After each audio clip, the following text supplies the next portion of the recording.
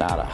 My name's Mark Sable. I'm the Head of School for Secondary at Merredin State College, and I'd just like to give you an update around some structural changes for next year in relation to mentor class, the day times, and a general update on our wellbeing programs. So thank you for tuning in. Before I commence, I would like to acknowledge the traditional owners of the land where we are lucky enough to call our beautiful campus home, and that's of course the Gubbi Gubbi people, and pay my respect to their elders past, present and emerging. So next year we will be restructuring our student wellbeing classes. Typically they've been on a Tuesday back to back, a long block before an early finish. Next year we're looking at splitting that across Tuesday and Wednesday, 2 50-minute classes. We call it line 7 and 8 as you can see on the diagram there, and where all the other 6 typical subjects that students study fit around it. It does mean that on both of those days now, Tuesday and Wednesday, students will finish at 2:30 p.m. Every day starts at 9 for a 10-minute mentor group, and those mentor classes next year will be in a vertical structure, and I'll talk more about that in a minute. The Line 7 class will be called Passion, Pathways and Potential. That's the course that they'll be studying. And then the Wednesday class will be a Perma Plus focused wellbeing program, and I'll explain more as we go. So the Passion, Pathways, Potential program on the Tuesday is in year levels. It's typically in your current cohort or mentor class formation, and it covers the 5P12 programs that we have in our college around cyber safety, alcohol and drugs, career education, respectful relationships and mental health. Most of those are based around a mandatory departmental program, but there's also some that we've brought in things like Think You Know from the Federal Police to form an overarching program that we do across the college. It's not all in Line 7, some of it's in PE. In primary it's in a different structure, but we can all acknowledge that whether it's mandatory or not, I think it's very important that we all develop our skills in these areas to navigate society in current times, and also as we grow into adulthood and make good decisions for our personal wellbeing. The course will be on Canvas like our other courses in our learning management system. There'll be lots of guest presenters because we've got partnerships forming with all of those 5 areas.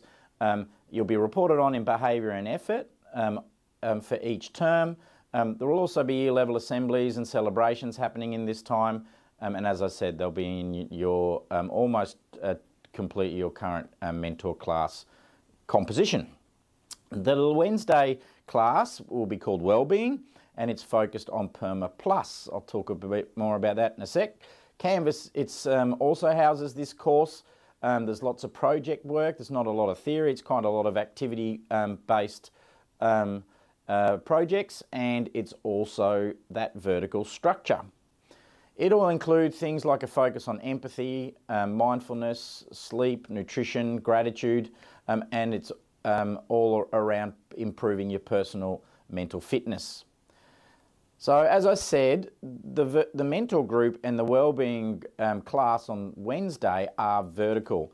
That means you'll have students from multiple year levels in your class. Typically there will be about 3 from year 7, 8, 9, 10, 11 and 12 respectively. And we've seen this model work in other schools. Our staff have worked in schools where they adopt this model, and we think it has lots of benefits. Firstly, it's predominantly about building a stronger sense of belonging to the school and having broader peer relationships across the school. There is also an opportunity to mentor younger students from what our senior students have learnt and experienced as they go. That could be in relation to subject selection, career choice, prepping for exams, managing stress, all those sorts of things. And it also helps us build that community spirit, that community identity.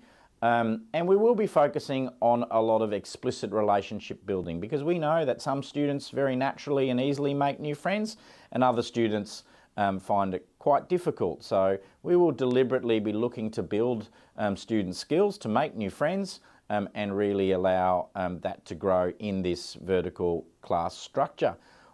We hope that that class will stick together as a group with the teacher guiding the class through secondary journey for a number of years. So every year we will say a fond farewell to our Year 12s and we'll welcome in a new group of Year 7 students.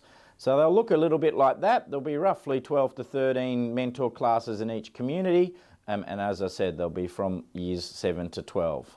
In order to set this up, we have really had a strong focus on this relationship building for it in O Week. O Week is our first week back in 2023. The first 3 days we'll have an alternative program. On the first day, we will see Year 7s and 12s return from the holidays, and that allows the 12s to do some orientation and some calibration around their responsibilities and their role as the new leaders of our secondary sub-school, and also just let the Year 7s get a little bit settled in before we partner them up and really start to build a relationship between a Year 7 and a Year 12 student, and ask those Year 12s to take those Year 7s under their wing and make sure they're safe, they're comfortable, and they're feeling supported. The next day then we will bring in Year 8 to 11, and we'll do a similar process in that vertical mentor session at the start of the day before we then have our traditional clap in for our Year 12s. Most of those 2 days and then flowing into day 3 still will be, of course, in your year level classes. So even Year 7 on that first day will spend most of the day in their cohort classes, with some of that time spent building relationships with 12. And we're also very excited on the Friday of that first week, given that the Thursday is a public holiday, where we'll be having a swimming carnival entitled Splendour in the Pool. And we've not had a swimming carnival for the whole college for a little while because of attendance concerns. Students have really asked for us to bring it back. So here's an opportunity for all students to make sure they participate and attend, and we've really been already starting to build up the community spirit, and I do ask that everybody comes and enjoys a good community participation day, as well as some great novelty events in the pool and competitive swimming. What we're doing is aligned to, I guess, a greater wellbeing focus that's emerging in the Queensland new strategic plan that's currently in draft. And you can see one of the 3 key focus areas that all state government schools will have is this focus on wellbeing and engagement. And we're really trying to hone in on this notion, this sticky phrase, that wellbeing is a prerequisite for learning and a prerequisite for teaching. So making sure that our mental health is in a good space, we're comfortable, we're calm, we're feeling supported, we have a sense of belonging in order to maximise learning right across our journey in secondary school. These activities and strategies are all aligned to, I guess, our wellbeing frameworks, both within the department and the school. You can find the school one, the Meriden Student and Staff Wellbeing Framework, on our website if you search for it there, and that outlines the broader picture of what we're doing. What I'm talking about today is, of course, particularly focused on mental health, and we know that this is a much broader issue than at Meriden and just here on the coast. It is a global issue.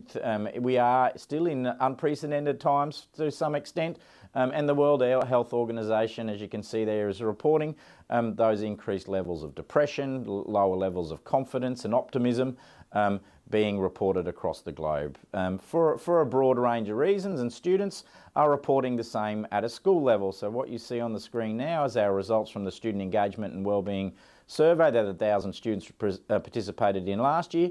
And we are having slightly lower levels, or it's dropping, students' self-reported levels of optimism, confidence, peer relationships and sense of belonging. So they really are the 4 key concern areas that has come out of doing that survey. And again, it's not just a Meriden problem, but we certainly want to make sure we're doing everything we can to address it. There's some of the specific results from that survey in these areas. The physical health side of things was much more positively reported. Sleep was an issue. So like I said, we're having a mental health focus, and we're now really looking to find stronger proactive strategies for everybody to build their mental fitness, or to flourish, as some would say. And we've been looking for strength-based frameworks, evidence-based frameworks that help do this. We've looked at Resilience Project and other things. Most of them are around building resilience, empathy and mindfulness, and certainly that is what we'll be doing. And we've landed on this PERMA Plus approach in order to do this. There are many schools across Australia that do Perma Plus, particularly in South Australia and New South Wales. There's a couple of private schools on the coast that do it as well. And it's got 5 elements that make up the Perma. They're about positive emotion, engagement, relationship, meaning and accomplishment, and making sure we're doing activities and strategies to be aware of how our own personal capabilities in these areas and to build that, and even perhaps find which one has the biggest impact on us, and making sure we are focused and doing activities on building that strength. The plus stands for physical activity, nutrition, sleep and optimism, and we'll also be weaving this into both the line 7 and 8 or PPP and the Wellbeing courses. The Perma Plus approach is accredited to Martin Seligman. He's a psychologist from the US, and he's been doing this work for over 2 decades. Like I mentioned, it is a strength-based focus, so it's not about fixing what's wrong. It's about identifying what works, what you're good at, and what helps make you more resilient and happy, and really amplifying those and seeing other elements get caught up in that slipstream. Another representation of it, it can be seen on this graph, where you can see person 1 might be floating along on a day-to-day basis at this level of, I guess, mental well-being or happiness, or even just resilience. But by doing these activities, we are looking at building that baseline level for each individual. And we know that between different people, we have a natural different level of where that sits. So on an individual basis, we're looking to lift our baseline level. And of course, that's not to say that when things get tough, we won't dip down below that line and really even perhaps hit those clinical stages. And it's absolutely important that we make sure we ask for help, and sometimes even professional help when we've got clinical or medical issues.